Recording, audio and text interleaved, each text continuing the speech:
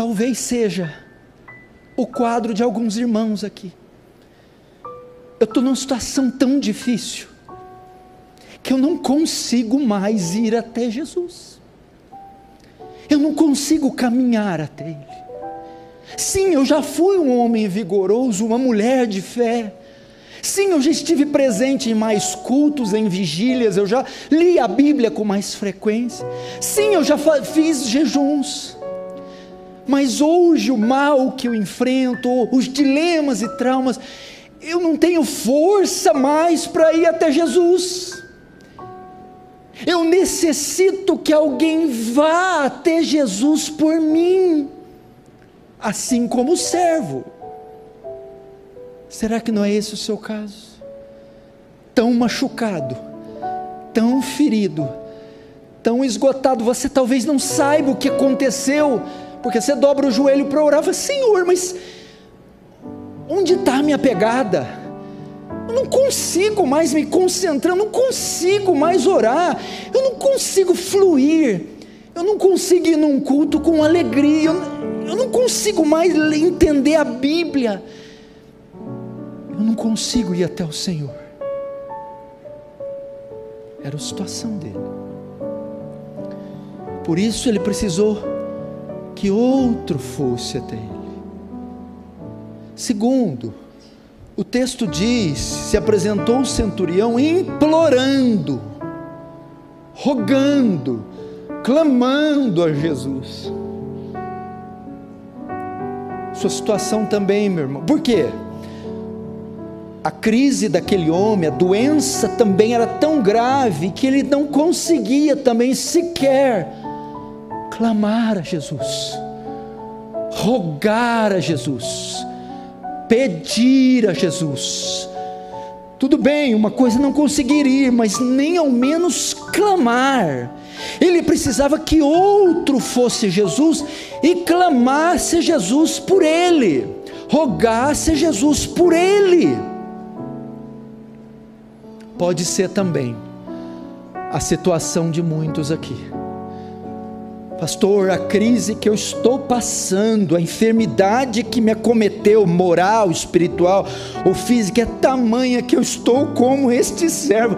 Eu não consigo mais clamar ao Senhor, eu não consigo mais me dirigir a Ele, eu não consigo mais buscá-lo em oração. Existem períodos assim na nossa vida. Foi-se o vigor, foi-se, meu irmão, a paixão, foi-se a força. Você está assim, irmã?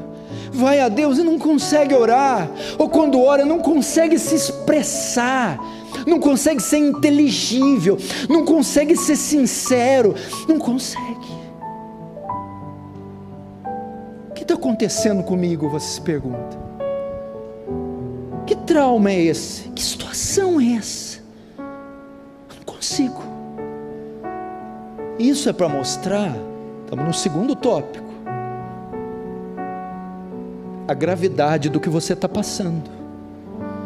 Porque alguém não conseguiria ir até Jesus, nem rogar a Jesus, significa que o que ele está passando é muito grave. Não ignore isso, meu irmão. Às vezes você deixou ir no piloto automático achando que está tudo normal, e não está. Não ignore isso. Você diz: eu não consigo. Foi-se a minha expressão na oração. Não consigo pedir como diz Tiago, até agora não recebeis porque não pedis, ou porque pedis mal. Eu estou assim, eu não consigo pedir, eu não consigo me exprimir, eu não consigo orar, eu não consigo fluir na oração, eu não sei o que foi, mas eu não consigo.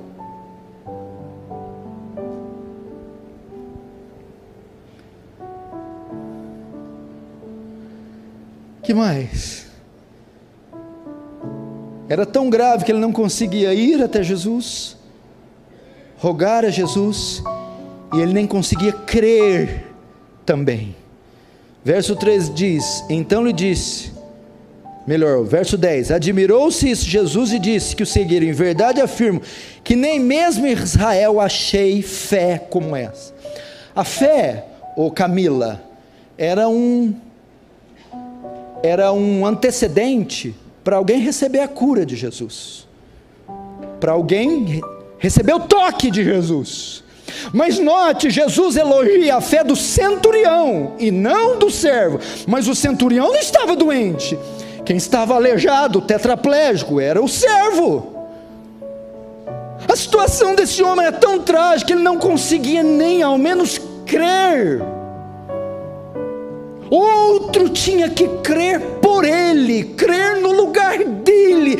Parecia um homem com paralisia, parecia um homem com Alzheimer, um homem totalmente moribundo, em um leito que não conseguia andar, pedir e nem ao menos crer.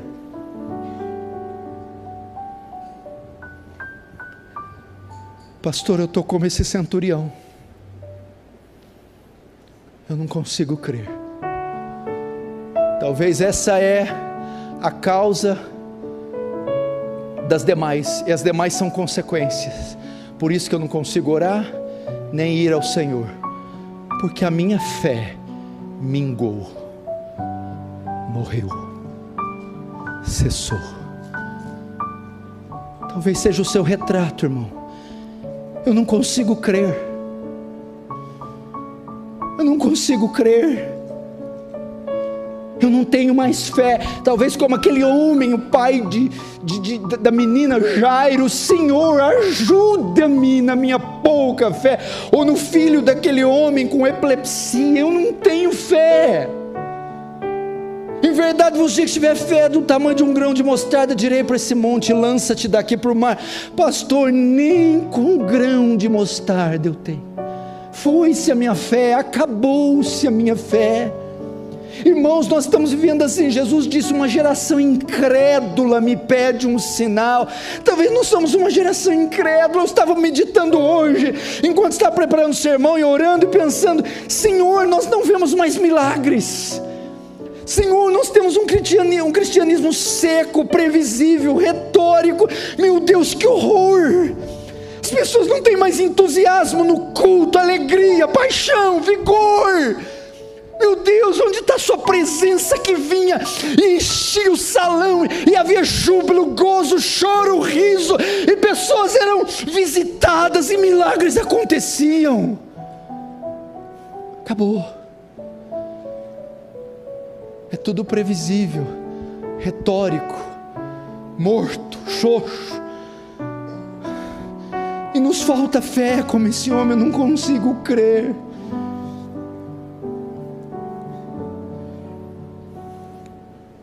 E o que aconteceu? A providência usou outro meio. Note, esse homem aqui é um anônimo. Não há um relato dele falando, andando, agindo, nada. Só diz: um paralítico em casa, enfermo, ali coberto de trevas, de escuridão, de dano. Imagina a vida desse homem, meu irmão, parado, sofrendo, solitário, vivendo um drama horrível. Pode ser sua vida. Eu sou como esse homem. Eu não sou protagonista de nada. Eu não apareço em cena.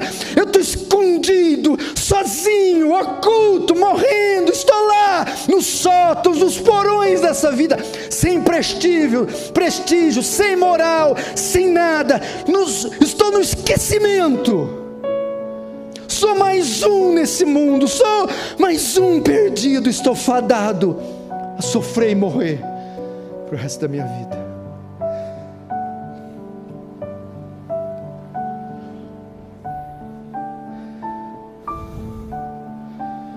Quem vê você?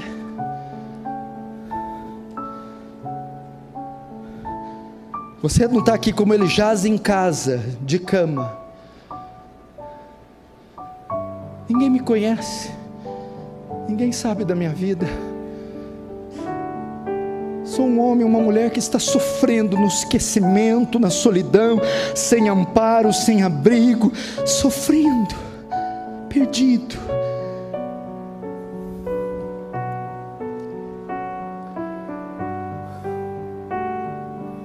Oh, irmão, essa é a nossa realidade.